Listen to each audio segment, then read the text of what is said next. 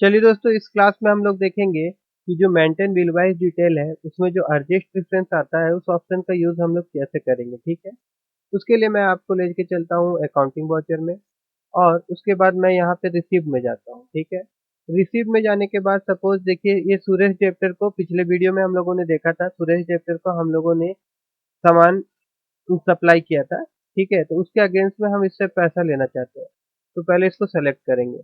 अब इसका बैलेंस जो है देखिए 42,000 इसका बैलेंस डिस्प्ले हो रहा है। ठीक है ना, तो 42,000 में से अभी मैं इसे 30,000 रुपया ये हम लोग को दे रहा है।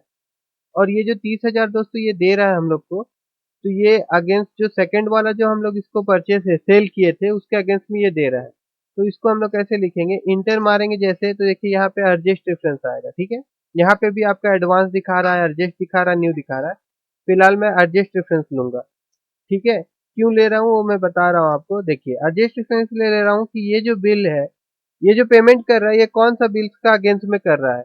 ये आपका सेकंड वाला जो एंट्री हुआ था जिसका रेफरेंस नंबर हम लोग दिए थे S/001, इसके अगेंस्ट में ये 30,000 हम लोग को ये पेमेंट कर रहा है। ठीक है, इसीलिए हम लोग यहाँ पे टाइप ऑफ रेफरेंस में से अर्जेस्ट रेफरेंस को सेलेक्ट किए है। फिर इंटर मारेंगे, इंटर इंटर। उसके बाद जाके यहाँ पे कैश में ये पैसा पेमेंट कर रहे थे तो कैश लेंगे और इंटर मारते हुए एक्सेप्ट कर। ठीक है दोस्तों, तो इस तरह से क्या होगा कि वो पैसा जो था वो हम लोग को पेड किया। अब इस चीज को देखना रहेगा। अब डिस्प्ले डिस्प्ले ऑप्शन में जाइए, स्टेटमेंट ऑफ अकाउंट में जाइए, आउटस्टैंडिंग में जाइए और रिसीवेबल में जाइए। दोस्तों देखिए रिसीवेबल में यहाँ पे देखिए इसको हम लोग दो चीज सेल किए थे। ठीक है ना, तो एक बिल के अगेंस्ट में इसका पेमेंट हो गया है, बट एक बिल का जो है पेंडिंग है वो दिखा रहा है। ठीक है, और दोस्तों ड्यू ओवर ड्यू जो होता है, तो देखिए ये जो हम लोग एंट्री कर रहे थे इसका वाउचर डेट जो था वो क्या था, वो देखने के लिए हम लोग जाते हैं डे बुक में। डे बुक में यहाँ पे सुरेश डेटर है ना, सुरेश डेटर को देखिए ये कौन सा डेट में हम लोग किए थे, 1 अप्रैल में ही किए थे।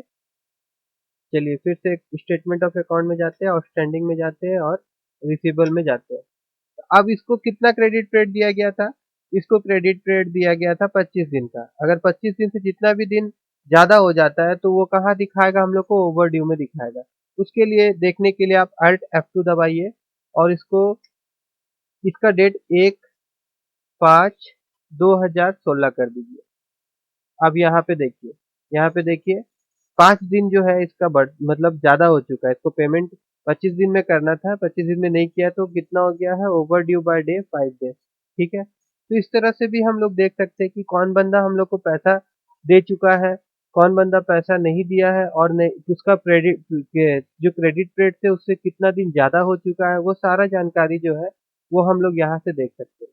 उसी प्रकार दोस्तों हम लोग को किस बंदे को पेड करना है वो भी हम लोग पेएबल ऑप्शन में जाके देख सकते हैं। पेएबल ऑप्शन में जाने के बाद में देखिए अमित क्रेडिट को हम लोग को पे करना है क्योंकि हम लोगों ने इससे परचेस किया था। ठीक है, तो देखिए यहाँ पे दिखा रहा है 5 पीस सोनी एलईडी हम लोगों ने खरीदा था और 10 पीस सोनी एलईडी से खरीदे थे हम लोग। ठीक है, अभी जो है यह इसका करेंट डेट जो है 1 अप्रैल दिखा रहा है। इस डेट को अगर हम चेंज कर देते हैं, सपोज मैं यहाँ पे 1 कर देता हूँ और उसके बाद जाके 6 कर देता हूँ, उसके बाद 2016 कर देता हूँ। ठीक है, तो देखिए 31 दिन हम लोगों ने अप्रैल में ट्रांजेक्शन किया था और 6 का तारीख का देख रहे हैं, अगर हम लोग जून का देख रहे हैं तो मतलब कि 2 महीना हो गया है। तो ये जो था 2 महीना मतलब 60 दिन, और 31 डेज का होता तो 61 डेज पकड़ लीजिए। तो 30 दिन का क्रेडिट पीरियड ये दिया था, तो उसको काट देंगे तो कितना बचेगा, 31 डेज ओवर ड्यू हो गया है। ये देखिए यहाँ पे दिखा रहा है कि ओवर ड्यू हो गया है। ठीक है,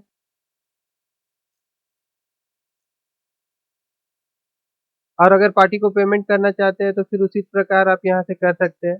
देखिए 1 मिनट और एक बार चल जाते हैं हम लोग डिस्प्ले में, स्टेटमेंट ऑफ अकाउंट में, आउटस्टैंडिंग में और पेएबल में। तो देखिए यहाँ पे आपको कितना कितना पे करना है। अगर आप करना चाहते हैं यहाँ पे रेफरेंस नंबर A/001 का पेमेंट करना चाहते हैं तो आपको कितना देना पड़ेगा, 25,000 रुपये।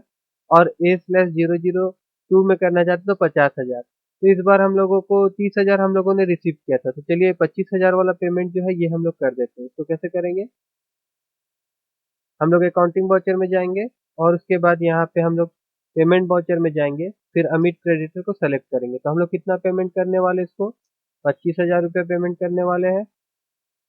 और ये 25,000 अर्जेस्ट रेफरेंस नंबर, कौन सा रेफरेंस नंबर का पेमेंट कर रहे हैं हम लोग, A/001। तो यहाँ से A/001 हम लोग सेलेक्ट कर लेंगे, इंटर मारेंगे। यहाँ पे हम लोग क्या लेंगे, कैश लेंगे। तो देखिए इस प्रकार इसको पेमेंट कर दी। और फिर जाके देखेंगे तो देखिए अभी एक ही तो दिखाएगा। डिस्प्ले में जाइए, स्टेटमेंट ऑफ अकाउंट में जाइए, आउटस्टैंडिंग में जाइए, पेएबल में जाइए। तो देखिए अभी एक बच गया है यहाँ, ठीक है। A/001 दिखा रहा है क्योंकि A/002 दिखा रहा है क्योंकि A/001 का जो भी पेंडिंग बिल था वो हम लोग दे चुके हैं। ठीक है दोस्तों, नेक्स्ट क्लास में हम लोग देखेंगे कि जिसमें जो एडवांस फीचर्स दिया गया है वो क्यों दिया गया है, ठीक है ना। एडवांस फीचर्स मतलब ये वाला चीज, देखिए मैं यहाँ पे आपको दिखा देता हूँ। यहाँ पे अमित लेते हैं हम लोग, यहाँ पे मैं 50,000 लिखता हूँ। देखिए यहाँ पे हम लोग ने देखा न्यू रेफरेंस, एडजस्टमेंट रेफरेंस, अब बच गया है एडवांस और ऑन अकाउंट। तो नेक्स्ट वीडियो में हम देखेंगे एडवांस क्यों हम लोग यूज करते हैं।